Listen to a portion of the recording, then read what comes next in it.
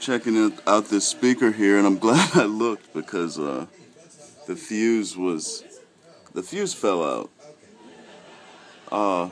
It's not blown, and this speaker's fine, so I don't need to continue this operation to replace the horn.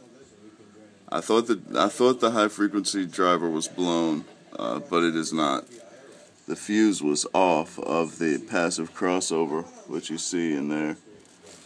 Let's try to get a better look down here. This is a pretty nice speaker inside. Very nice.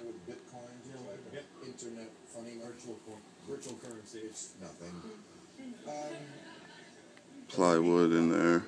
It's mostly MDF on the sides, but the part that the speaker's mounted to is plywood, and the part that this crossover is mounted to is plywood. I'm glad I took this one out and not the other one, because as soon as I took this handle off, I noticed that fuse, that glass thing right there, was hanging down. Only one half of it was in, so I thought this thing was damaged, but it's not. That's a good thing to learn how they're mounted.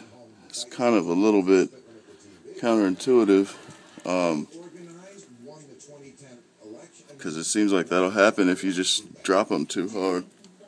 That fuse will fall out every time. It's on the left side of this left handle that I removed to see this. Looks pretty well made, you know.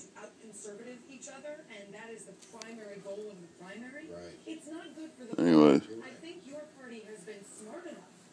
guess this project's not going any further because I don't see anything else wrong with the speaker.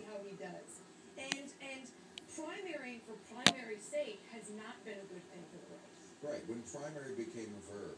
Yeah. Primary. Exactly. However, I mean, one of the problems with the left is that, for example, guns. That's the 15-inch driver there. Alright, I'm going to close this thing back up.